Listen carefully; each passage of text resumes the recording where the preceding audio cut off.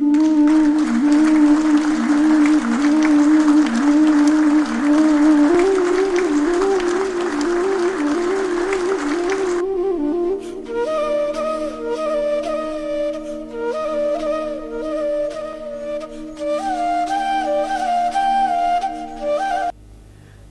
दिनों तक लगी भीत पर छिपकलियों की गश्त, कई दिनों तक चूहों की भी हालत रही शिकस्त। दाने आए घर के अंदर कई दिनों के बाद, धुआं उठा आंगन से ऊपर कई दिनों के बाद, चमक उठी घर भर की आंखें कई दिनों के बाद, कौवे ने खुजलाई पांखें कई दिनों के बाद। इन पंक्तियों के कवि नागार्जुन हिंदी की प्रगतिशील काव्यधारा की बृहत त्रयी के अत्यंत महत्वपूर्ण कवि हैं, जो अपने फक्कड़ व्यक्तित्व, प्रखर प्रतिरोधी चेतना और गहरी लोकानुभूति के लिए एकदम अलग जाने जाते हैं। वे हिंदी की उस महान काव्य परंपरा के कवि हैं जिसमें कबीर आते हैं, भारतेंदु आते हैं, निराला आते हैं। विद्रोह या अस्वीकृति उनका मुख्य स्वर है, लेकिन जीवन के खुले सहज मुक्त साक्षात्कार के साथ। क्रांतिकारी सामाजिक कल्पना से ताकत प्राप्त करने वाली नागार्जुन की कविता भारतीय काव्य पाठकों के लिए एक अलग अनुभव है। भारतीय समाज की भयानक विषमता से लड़ते हुए नागार्जुन ने व्यंग्य को हमारे समय की श्रेष्ठ कविता के लिए आदर्श बनाया। यह व्यंग्य पैदा ही हुआ इस कठिन और चुनौती भरे समय के सीधे साक्षात से। नागार्जुन के लिए यदि यात्री मैथिल कवि संज्ञा थी, तो वह धीरे धीरे उनका जीवन स्वभाव बनी। घुमक्कड़ कवि नागार्जुन के पाठक सारे देश के कस्बों गांवों तक में फैले हुए हैं, जो देख सके हैं कि व्यंग्य की वही कविता जो एक बार तात्कालिक जान पड़ती है, आगे चलकर कालजयी हो उठती है। मेघ बजे, घन कुरंग जैसी प्रकृति कविताएं, तन गई रीढ़, यह तुम थीं जैसी प्रेम कविताएं उसी कवि की कविताएं हैं जो व्यवस्था की धज्जियां उड़ाने वाला प्रखर प्रतिबद्ध कवि है, शासन की बंदूक जैसी कविताएं लिखने वाला। प्रेम और सौंदर्य के जीवन धर्मी आवेग से ताकत ग्रहण कर नागार्जुन शोषण और उत्पीड़न के लिए जिम्मेदार व्यवस्था को हर दौर में सीधे संबोधित करते रहे। नागार्जुन की पहचान अगर जन कवि के रूप में बनती है, तो इस जन की व्यापकता को बहुत गहरा अर्थ देकर। पत्रहीन नग्न गाछ, मैथिली का विकृति के लिए उन्हें साहित्य अकादमी का पुरस्कार मिला। पुरस्कार सम्मान उन्हें आगे चलकर कई मिले। मध्य प्रदेश शासन का मैथिली शरण गुप्त सम्मान, उत्तर प्रदेश हिंदी संस्थान का भारत भारती पुरस्कार, पर सबसे अधिक सार्थक सम्मान उन्हें कई पीढ़ियों के युवा और युवतम कवियों ने दिया, जिन्होंने अपने समय के सामाजिक संघर्ष को नागार्जुन के साथ साथ देखा और अनुभव किया। आप वहाँ तरौनी में जन्मे। तरौनी में, और उसके बाद आपने तरह तरह के संघर्ष झेले। ये कविता और साहित्य रचना की प्रेरणा आपको कहाँ से मिली, कविता की विशेष रूप से? कविता में ये व्यंग्य कविता जी, जो धारदार कवि उसमें अंश है जी, तो व्यंग्य भी कई तरह के होते हैं। तो धारदार अंश जो है उसमें ये हुआ कि हम गांव में 2-3 दुष्ट आदमी थे। अच्छा। हाँ, तो लगा कि ये मानते नहीं हैं, तो 3-4-5 छात्रों ने सोचा इसके खिलाफ कुछ तुकबंदी करनी चाहिए। अच्छा। और तुकबंदी जो है कागज पर लिख करके उसके दरवाजे पर रात में टांग लगी। अच्छा। निरंतर विकास के क्रम में आपको कौन कौन से प्रेरणा के स्रोत थे? कोई लेखक थे, कोई कवि थे, या खाली आंदोलित आप होते थे परिस्थितियों को देख के? ऐसा है कि उसमें खाली आंदोलन अपने आप में कोई नहीं, मतलब आंदोलन में ज्वार भाटा आता है। जी, ज्वार भाटा आता है, वो कोई आंदोलन नहीं है। तो वो कभी ज़्यादा दिखाई पड़ता है, कभी कम दिखाई पड़ता है। तो ये है कि बढ़ते हुए को हम आंदोलन का उपयोग करें। हमको किसान आंदोलन स्वामी सहजानंद सरस्वती जी, अच्छा, जो अनुगमन में जो लाभ हुआ, बहुत लाभ हुआ। कविता के द्वारा ये जो शासन तंत्र है या जो सारी व्यवस्था है कविता के द्वारा इसमें कुछ बदलाव आएगा, आ सकता है? कविता के द्वारा डायरेक्ट बदलाव नहीं आता है जी। लेकिन जो बदलाव की प्रक्रिया में जुड़े होते हैं उनके हाथ, उनकी चेतना, उनका दिल दिमाग मजबूत होता है। अच्छा। तो अब ये कहो कि कविता जो है कि बंदूक लेकर के हाथ में थमा देती है, गलत है, नहीं हो सकती। लेकिन कविता ऐसी प्रेरणा देती है, ऐसा धक्का देती है कि रात रात में नींद नहीं आती, आदमी जो है अगले दिन जा कर के वो जुलूस में दिखाई पड़ता है। ऋतु पे बहुत लोग लिखते हैं साहब, ऋतुओं पे क्या कालिदास कहीं आपकी प्रेरणा के स्रोत रहे हैं? संस्कृत के माध्यम से जीवन धर्मी कविताओं में कालिदास से लिया है, और ये हम जो बाद में तुलसीदास का अध्ययन बाद में किया है। अच्छा। छंद बद्ध भी आपने कविता लिखी? हो जाए, मुक्त छंद में भी लिखी। तो क्या कविता लिखने के लिए ये डिसिप्लिन जरूरी है कुछ? भले आदमी मुक्त छंद जो है कवि प्रतिभा मुक्त छंद में प्रकट हो, लेकिन छंदों का ज्ञान हो रहना चाहिए। छंदों का ज्ञान रहेगा तो अच्छा मुक्त छंद वही लिखेगा, ये तो लगाएगा जी। हमारे यहाँ नए कवि उदाहरण हैं, सर्वेश्वर दास, ये रघुवीर साहब, ये सब उदाहरण छंदों पर भी कमाने। आपका एक साहित्यिक परिवेश रहा है शुरू से, तो उसमें प्रसाद जी का कुछ संस्मरण सुनाइए। प्रसाद जी बहुत ही आनंदी जीव थे और एक रईस खानदान में जन्म हुआ था। तो हम जब मिलने गए, मतलब मिलने का कारण था कि दरभंगा से हमारे जो विद्यार्थी मित्र आते थे, उन्होंने कहा कि प्रसाद जी और प्रेमचंद जी के दर्शन करवाओ हमको। अच्छा। मैंने पंडागिरी का काम था ये, मतलब दर्शन कराना। तो हमने कहा अच्छा चलते हैं। तो प्रसाद जी के यहाँ गए तो फर्श पर चटाई बिछी थी, चटाई पर लेटे थे और मालिश कर रहा था एक नौकर, एक टांगों की मालिश कर रहा था, एक ये बाँह की। तो उस मालिश के क्रम में पान भी चबला रहे थे वो। बड़ा फिर वो पहली छाप हमको हमारे ऊपर वही पड़ी कि आनंदी जीव हैं ये। तो उन्होंने कहा ऐसा, मैंने कहाँ से आए हैं, क्यों आए हैं पहले? तो हमने कहा कि हम तो यहीं काशी में रहते हैं, ये हमारे मित्र हैं, तो ये आए हैं दरभंगा से, एक मुजफ्फरपुर से आया, सब संस्कृत के छात्र हैं और आचार्य परीक्षा के हैं, जो हैं ये ध्वन्यालोक और काव्य प्रकाश वगैरह पढ़े हुए हैं जी। तो कहा ठीक है। तो कहा कि हमारी कोई रचना पढ़ी इन्होंने? हमने कहा कि तब तक कामायनी नहीं छपी थी जी। हमने कहा कि आंसू तो इन्होंने देखे होंगे, आंसू और लहर ये सब। तो कहा कि तो कुछ और पढ़े। फिर उन्होंने उनको ध्वन्यालोक और काव्य प्रकाश के जो काव्य सिद्धांत हैं उनका जिक्र करके कुछ पूछा जी। बस इतना, फिर चुप हो गए और दूसरी तरफ लौट के तो मालिश करने वाला जो है ये इशारा कर रहा था कि अब आप दूसरी तरफ से करवाएं मालिश। हाँ। तो हमने कहा कि ये काफ़ी है। अच्छा, और क्या? अब प्रेमचंद का ये था, एक जगह गए तो वो उनके वो इस मुद्दा में बैठे थे प्रेमचंद ऐसे।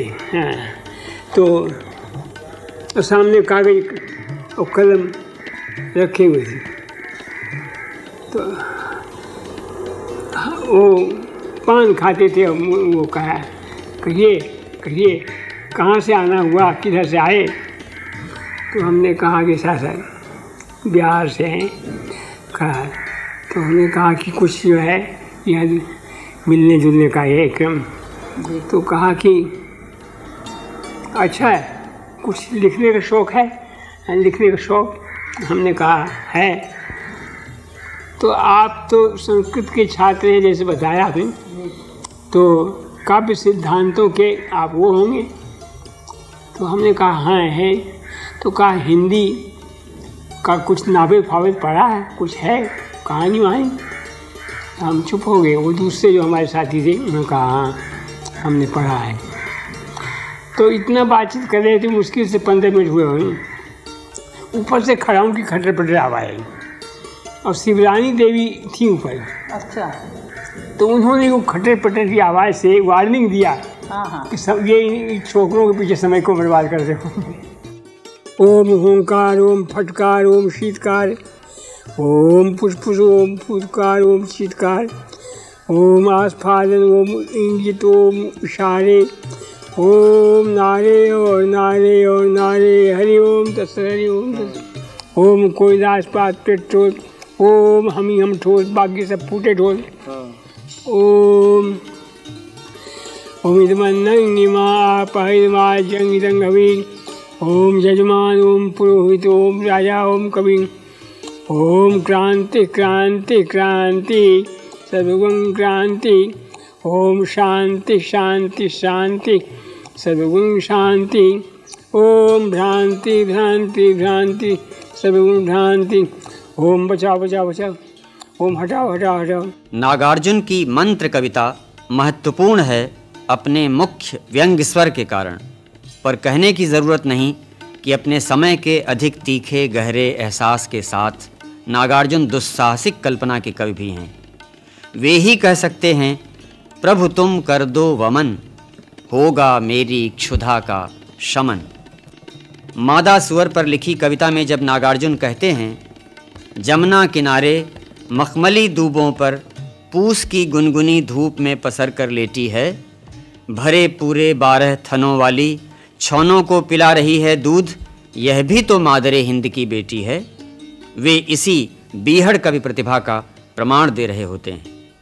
विषम समाज के गहरे तीखे प्रत्यक्ष से पैदा होने वाली ये कविताएं नागार्जुन को जीवन पूर्णता का कवि सिद्ध करती हैं, क्योंकि नागार्जुन के गुस्से में करुणा का बहिष्कार नहीं है।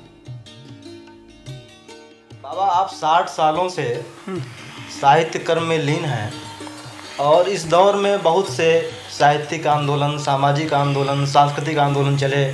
आप इनके सहयात्री और सहभोक्ता भी रहे हैं। तो आज 60 सालों के बाद आप जब इन चीज़ों की तरफ देखते हैं तो आपको क्या परिवर्तन लगता है? इनका मूल्यांकन कैसे करते हैं, कैसे आकलन करते हैं इसका? मूल्यांकन ये है कि धीरे धीरे हम देखते रहे कि पत्र पत्रिकाएं बहुत कम थी और धीरे धीरे पत्र पत्रिकाओं की संख्या बढ़ने लगी। और आज़ादी के बाद तो पत्र पत्रिकाएं बहुत हो गई। अब अगर मासिक पत्र कम हैं तो दैनिक पत्रों के जो रविवार अंक हैं वो काम पूरा करते हैं। तो ये लगा कि पहले ये कविता में कीर्ति मिलती है, पैसा नहीं मिलता है। कविता के भरोसे कोई चाहेगा कि हम दूध वाले का बिल अदा करें तो वो नहीं हो सकता जी, उसके लिए वो प्रयोज लिखना पड़ेगा। इसलिए हर कवि को हमको अनुभव हुआ कि प्रयोज लिखना बहुत जरूरी है। तो अब जो नए रचनाकार हैं, नए साहित्यिक हैं, इनको क्या सलाह देंगे आप? ये सलाह देंगे कि ये भी साहित्य को पूर्णकालिक पेशे के रूप में अपनाएं क्या? प्रेमचंद ने कहा था कि साहित्य को रोजी रोटी के लिए पूर्णकालिक धंधा के रूप में नहीं लिया जा सकता। हाँ, ये है कि कहा था उन्होंने कि पौआ भरा आटा और ज़रा से दाल और कौड़ी बराबर घी इतना काफ़ी है, इसके लिए ज़्यादा मेहनत करने की जरूरत नहीं है। वो समय था, वो 20-22 में कहा था उन्होंने। अब ये बात नहीं है, अब तो बहुत मेहनत करनी पड़ती है। रिक्शा वाला जिस तरह मेहनत करता है, पसीना पसीना हो जाता है, उसी तरह एक साहित्यकार जो है, जिसको साहित्य से ही अपनी जीविका निभानी है, बच्चों के अध्ययन की पढ़ाई की बिल अदा करना है और घर का किराया देना है, तो सीधा नहीं साहब, बहुत कठिन है। एक साहित्यकार के रूप में आपको आज सबसे बड़ी सामाजिक सांस्कृतिक चुनौती क्या लगती है? सारी चुनौतियों की जड़ तो महंगाई में है। इसको हम ये नहीं कि कला की बातचीत करते हैं, साहित्य की बात करते हैं, तो महंगाई की बात क्यों ले आए? नहीं भाई, महंगाई तो एकदम गला दबा रही है हमारे। तो वो जो है सारे आदर्श, सारा कवित्व, सारी कला, सब कुछ जो है पड़ा रह जाता है। इस समय जो है साहित्यकारों के समक्ष जो है क्या सबसे बड़ी चुनौती है? अपने इर्द गिर्द के समाज को सही रूप में रखना, ये है मुख्य सवाल। और इसमें जो कोताही करता है, जी चुराता है, तो वो समझिए तृतीय श्रेणी का साहित्यकार हो। वो कविता में हो, कहानी में हो, निबंध में हो, कहीं न कहीं प्रोग्रेसिव ट्रेंड को हमको लेना होता है। अगर हम झुलमुल होते हैं, ये भी ठीक है, वो भी ठीक है, हाँ भी कहो ना भी कहो, तो ये साहब बहुत घातक हो। बाबा, आप अपने अभिव्यक्ति और विचार में नितांत समकालीन लगते हैं, तो आपकी इस समकालीनता का रहस्य क्या है? छोटे शिशु, छोटे बच्चे से लेकर के और वयस्क लोगों तक से हमारी मैत्री होती है। और बहुत वयस्क जो होता है, हमारी उम्र का जो आदमी है, उसको मैं सुनते वक्त में तटस्थ हो जाता हूँ, क्योंकि वो या तो वो हमको पागल समझेगा या हम समझेंगे कि कूड़मग्ज है, कोई परिवर्तन नहीं आया। एक रिक्शा पर एक महिला बैठी थी, पटना की बात है, तो मैं अकेले था। उसने कहा रिक्शे वाले को कि इनको कहो कि हमको बैठा ले। तो हमने कहा कि कोई बात नहीं भाई, उसको बैठाओ। तो कहा बाबूजी इसको आप बैठाएंगे अपने बारे? मतलब ये है कि वो चाहे किसी वर्ग का हो, लेकिन रिक्शा वाला चूँकि रोज ले जाता है, लाता है, उनको तो सबका पता लगा लेता है कौन क्या है, हमको लगा।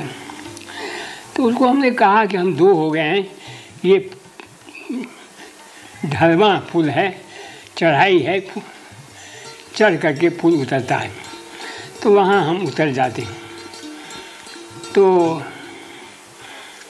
वो महिला बोली कि आप बैठे रहो, हम उतर जाते हैं, आप हमसे कमज़ोर हो। ऊपर जा कर के जब नीचे ढालू शुरू हुआ पुल, तो वो फिर आ गई।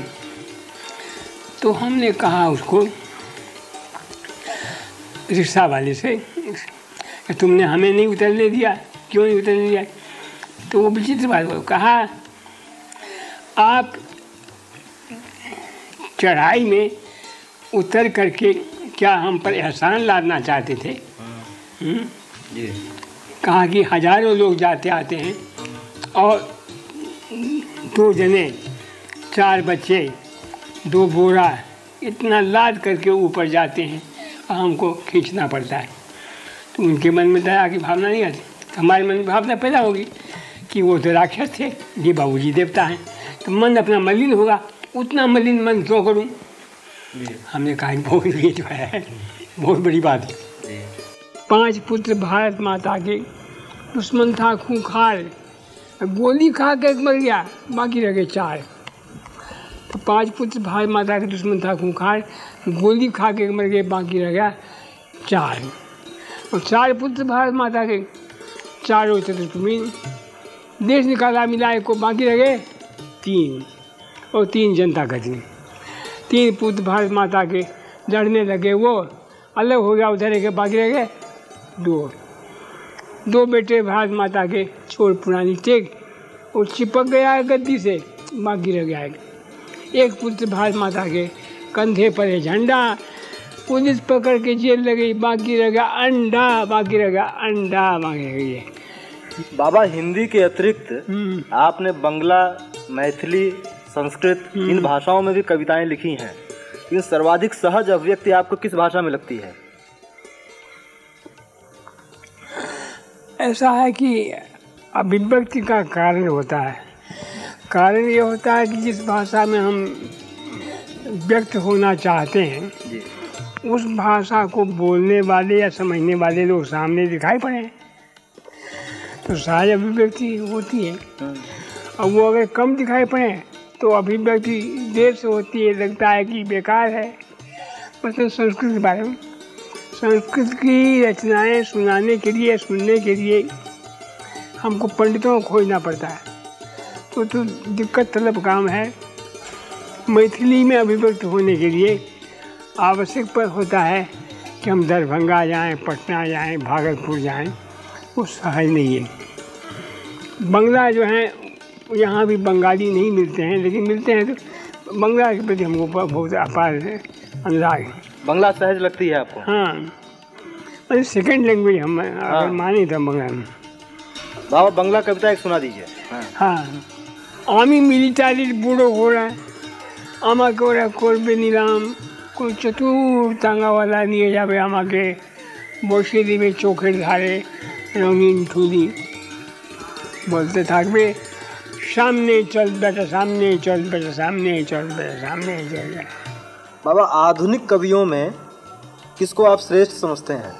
नए लोगों में से हमने युवकों में से जगबुड़ी को पढ़ा है, हमने ये क्या नाम है दुष्यंत कुमार को पढ़ा और कई लोगों को। तो अब ये है कि आजकल तो मजबूरी हो गई है, हम आँखों से अच्छी तरह देख नहीं पाते हैं। यानी ये हाल है कि अगर हम फिल्म देखें, न्यूज़ देखते हैं, उतनी देर में भी आँखों में पानी आ जाता है, ये मजबूरी है। बाबा आपसे जो वरिष्ठ कवि रहे हैं जैसे निराला, पंत, महादेवी, इन लोगों में आपको जो है श्रेष्ठ कौन लगता है और किसका प्रभाव आपने ग्रहण किया है? निराला का प्रभाव करेंगे। निराला से आपकी भेंट भी हुई होगी कई बार, तो कुछ आपको याद हो, कुछ संस्मरण, कुछ बातें हम लोग जानना चाहेंगे। बहुत सारी बातें याद है कि वो तो यार इलाहाबाद में रहते थे, दारागंज मोहल्ले में, और हमारा भी रहना होता सजाए हुए हैं। तो मैं हफ्ता में एक बार उनके यहाँ जाता था, मिलता था। तो वो लेटे रहते थे, क्योंकि अंतिम दिनों में, जो अंतिम दिनों के अंतिम वर्ष, आयु के अंतिम वर्ष के 10 वर्ष की बात है जी। उनको गुस्से में भी देखा है और व्यंग्य में हंसते हुए भी देखा है, गालियाँ देते हुए भी देखा है जी। और मूड में भी देखा है। खुद चाय बनाते थे और रोटी दाल बनाते थे, सब्जी बनाते थे, और दो एक मित्र जो गए थे उनको रोक करके जो खिलाते थे। यहाँ उनका जीवन था लखनऊ में, भूसा मंडी में रहते थे। इसका अलग एक वर्णन उन्होंने लिखा है, चतुरी चमार वगैरह जो उनकी कहानियाँ हैं वो भूसा मंडी की रही हुई। बाबा उनकी कविता में सर्वाधिक अच्छी चीज़ क्या लगती है आपको? निराला जी की कविता में सर्वाधिक अच्छी चीज़ क्या लगती है, क्या पसंद आता है? मतलब कौन सा गुण? एक प्रखरता है, एक जीवन धर्म है, समकालीनता है। हाँ, समकालीनता है और निर्भीकता है। जब आप अज्ञेय जी के बारे में आपका क्या विचार है? अज्ञेय जी की कविता के बारे में और व्यक्ति के रूप में अज्ञेय जी के समकालीन थे। हाँ, समकालीन आपके ही थे। व्यक्तिगत रूप में बहुत शिष्ट थे, बहुत नागरिक थे, बहुत भद्र थे। और हमने उनके खिलाफ लिखा है। तो अब ये लोग जो हैं, क्या नाम है इनके, कुंवर नारायण और रघुवीर सहाय, केदारनाथ सिंह, ये लोग अज्ञेय की जो 4 सप्तक वाली कड़ी है उसमें आते हैं। और समकालीन हमारे ये शमशेर बहादुर सिंह, केदारनाथ अग्रवाल, त्रिलोचन जी 7 साल छोटे हैं, ये लोग, ये मंडी थी। शमशेर, केदार, त्रिलोचन में आपको प्रिय कौन है? त्रिलोचन ज़्यादा साफ है। बाबा इधर जो है कविता का कोई नया विषय आपके दिमाग में कौंधा, कोई कविता उमड़ घुमड़ रही है, कोई कविता लिखना चाहते हैं? ऐसा है जी। 2 स्थितियों में कविता फूटती है जी। या तो प्यार के क्षण हो जी, या गुस्सा के क्षण हो। हाँ, 2 ही थे। तो अब ये स्थितियाँ तो अलग है। प्यार का तो भी परिभाषा बहुत बड़ी है। ये छोटा बच्चा जो है 3 साल का, वो मुस्कुरा के देखता है तो मुझे ऐसे बुलाते हैं पास वाला, उसको ऐसे करते हैं और मुस्कुराता है। तो हमने कहा ये है साहब, ये 12 वर्ष का प्रथमारंभ है। यानी बाबा आज की जो सामाजिक राजनीतिक परिस्थितियां हैं उस पे आपको गुस्सा नहीं आ रहा है, गुस्सा पैदा नहीं हो रहा है? गुस्सा उसमें एक ही पक्ष सुना, कविता लिखने के लिए आप उत्साहित नहीं हो रहे हैं? एक तरफ आ गए, हमने प्यार की बात सुनाई, गुस्सा का बात है। गुस्सा प्यार का अंश जो है 10% है, मैंने 40% है, और गुस्सा 60% है। किसी राष्ट्रीय अंतर्राष्ट्रीय परिस्थिति से आप जो हैं उद्वेलित नहीं हो रहे हैं? बहुत उद्वेलन का तो बहुत सवाल है, लेकिन सवाल है कितना हम समझ सकें। जी जी। जो पूर्वी यूरोप में जो कुछ हुआ है, रूस में जो कुछ हो रहा है, पूर्वी यूरोप की घटनाओं पे क्या विचार हैं आपके? भाई वो तो कैसा लगता है परिवर्तन, ये है सकारात्मक है कि नकारात्मक है? भाई वो फोड़ा था, पका है, वो रिस रहा है, मवाद निकल रहा है जी। तब मवाद निकलने के बाद वो जो है दर्द कम हो जाएगा।